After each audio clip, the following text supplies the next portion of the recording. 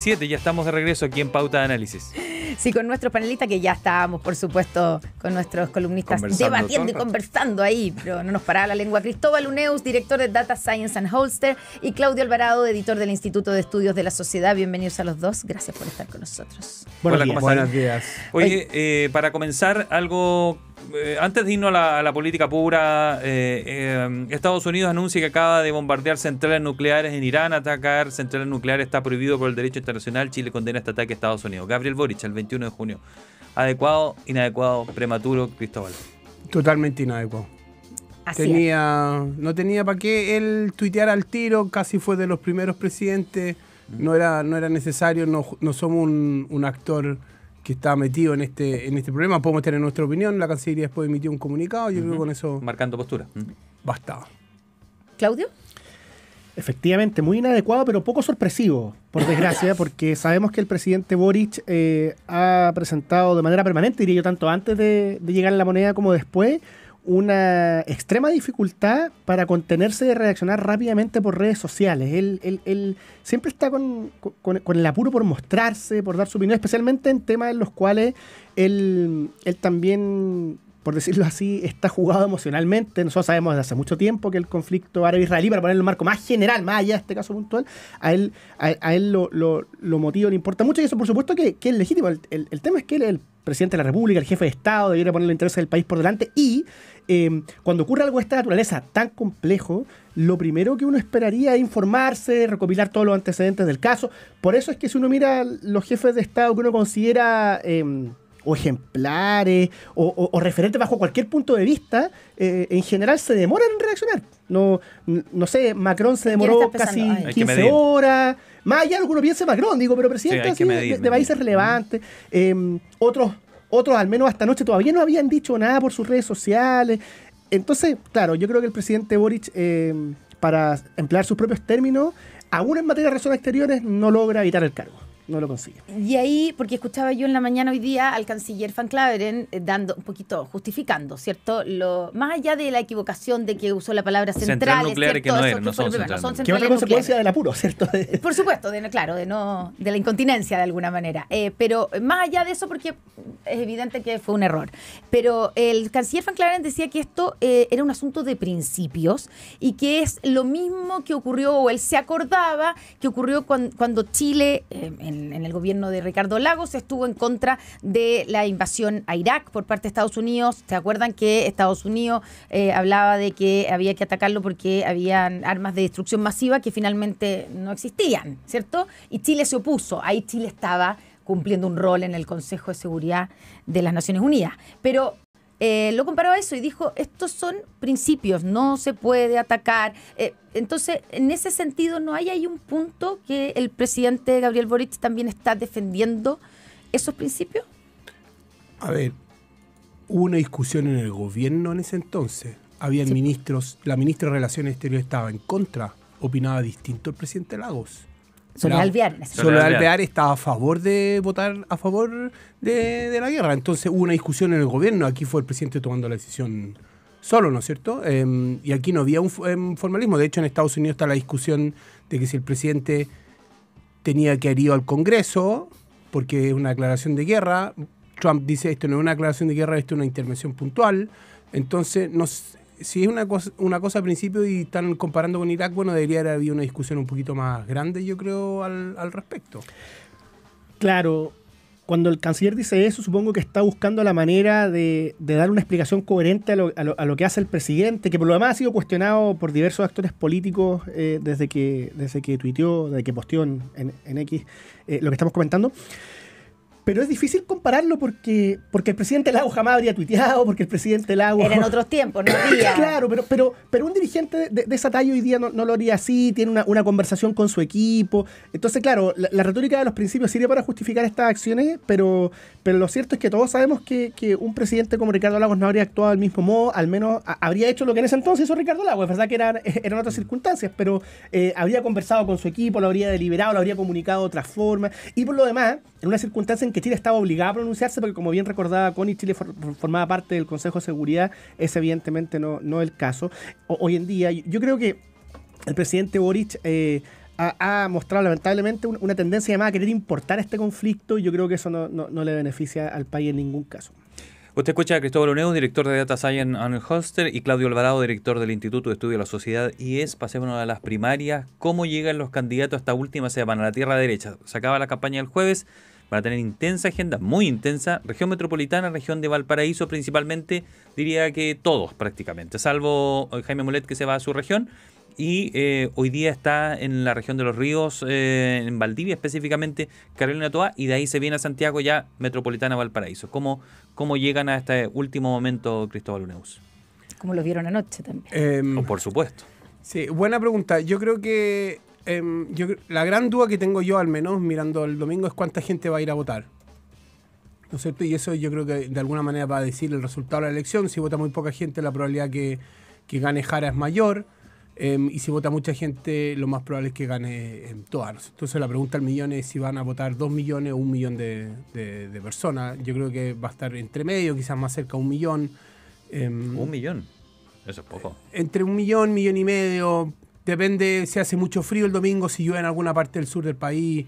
Parece que no hay pronósticos de lluvia, ¿no es cierto? Todo eso puede influir. Yo siento que no hay ambiente electoral como lo había el 2021.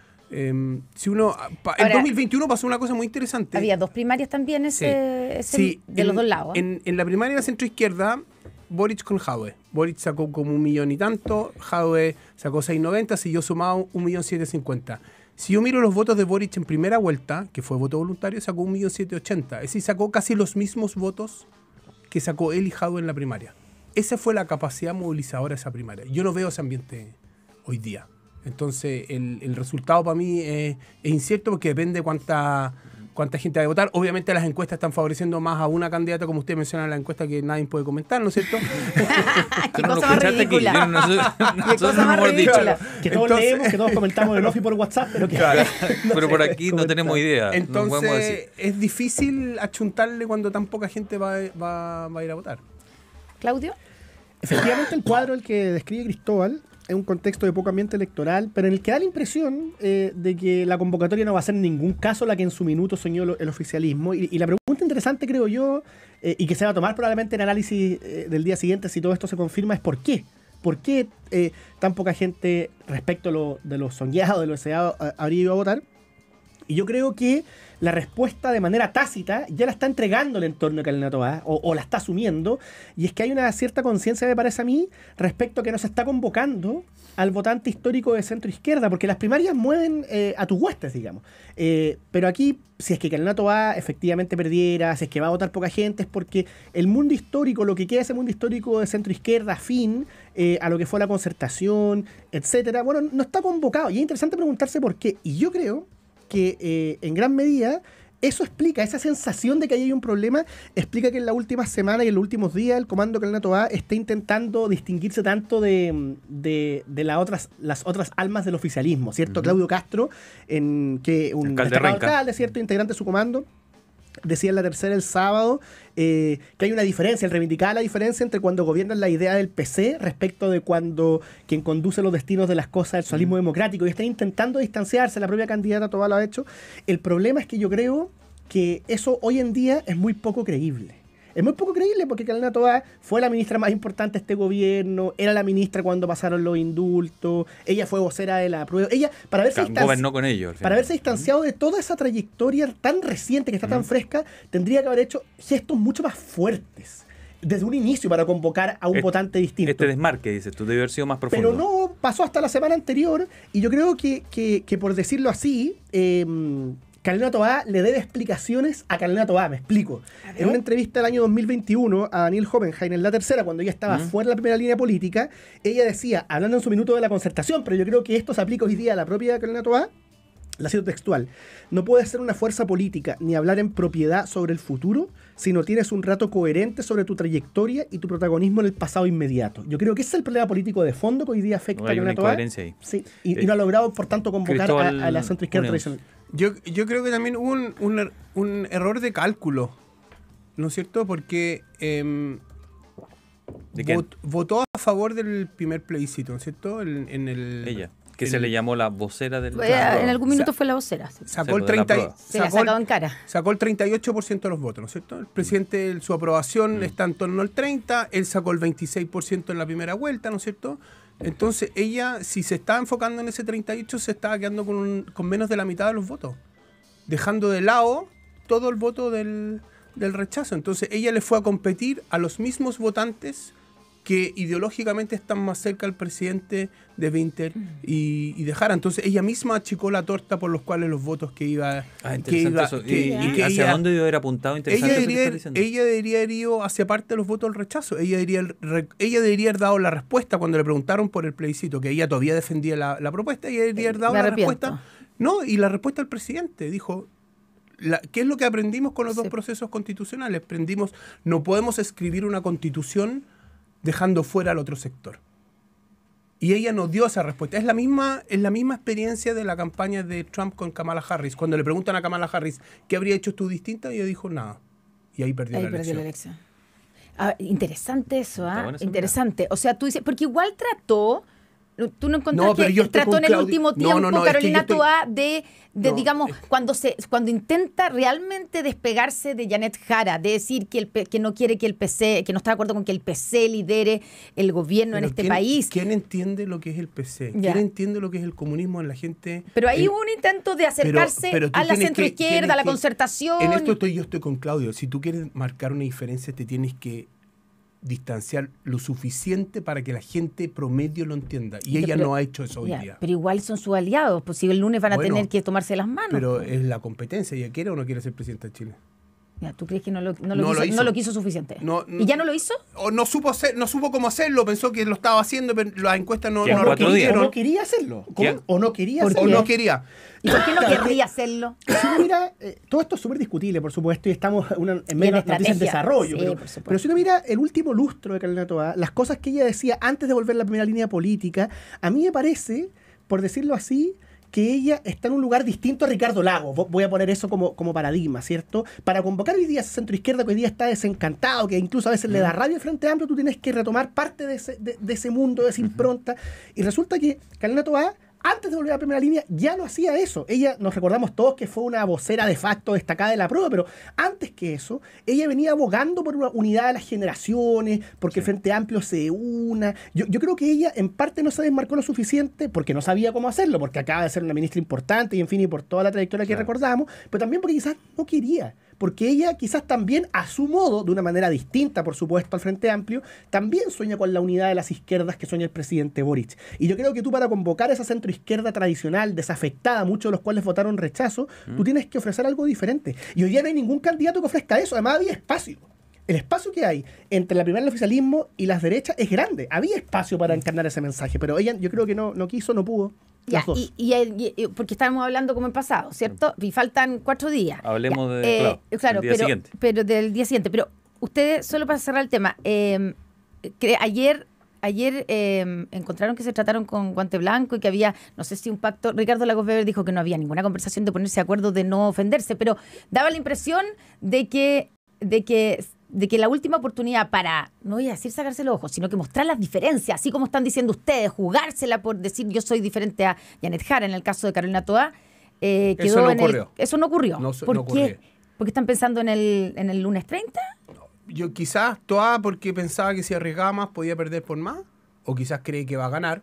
Anda a saber tú las encuestas que tiene. Jara, que va liderando según las encuestas, no tenía nada que arriesgar. Y Winter... no sé.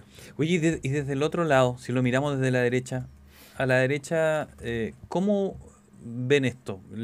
¿Quién le conviene? ¿Cuál es la cuenta que debería estar sacando en relación a lo que está ocurriendo en el oficialismo? Cristóbal Uneus y luego Claudio Alvarado. Es decir, yo creo que aquí Kast es el gran ganador, porque no solamente hay un desorden y probablemente gane, y puede ser que gane la Jara en la izquierda, pero la Matei está en caída libre. Entonces... es un momento para él. Dice. Yo creo que ni en una primaria de la centro-derecha esto habría pasado. Que la caía la Matei. Porque la campaña la habría obligado a ella a ser candidata. Bueno, por algo ella quería una primaria. Entonces, en ese sentido, la no primaria para ella ha sido desastrosa porque no ha sabido gestionar y manejar la campaña. Y la derecha dice, a mí me han dicho en 2 entrevistas ya y otra conversación que tuve con alguien del comando, la verdadera campaña para ellos empieza el lunes cuando sepan quién es el rival del oficialismo, es lo que ellos dicen. Claudio Alvarado. No, por supuesto, eso es lo que tienen que decir, digamos, dada la circunstancia. Creo que una respuesta un tanto previsible y seguramente ahí están las esperanzas puestas, en particular el comando de Chile Vamos, de Evelyn Matei.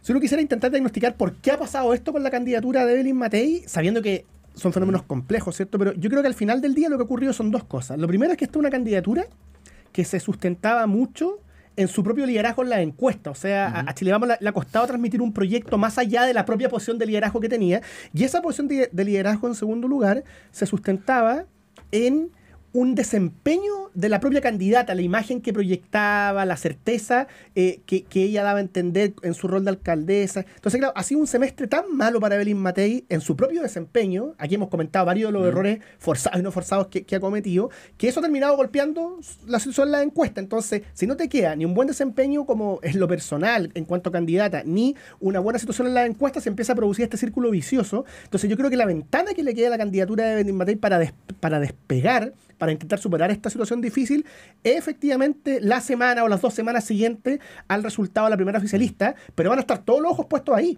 Porque como está esta sensación ambiente de que está en caída, como decía Cristóbal, si ella no hace algo rápido que permita revertir esa sensación, al menos en parte, solo se va a seguir consolidando la idea de que esto tiene a Kass en la pole position. Ojo que el domingo puede ser una doble derrota, en el sentido que para el oficialismo, porque el hecho que vaya a votar poca gente también es una derrota, porque en el fondo tu proyecto ya no convoca. Claro, da lo mismo quien gane. Da lo mismo quien gane. Entras mal aspectado para la noviembre, entonces la centroizquierda como que va a entrar en una situación, chuta, no estamos convocando, estamos mal, y ahí va a entrar un enredo, y eso obviamente favorece a la candidata Matei, porque le da más tiempo de respiro, porque la crítica al oficialismo va a ser durísima. Oye, se nos acaba el tiempo, pero y el tema de que a quién le conviene a la derecha, si Toá o Janet Jara. Ayer vimos a Pablo Longueira lanzando una tesis de que le conviene a la derecha, si es que va a ganar, tener una oposición liderada por Toá más que por Janet Jara.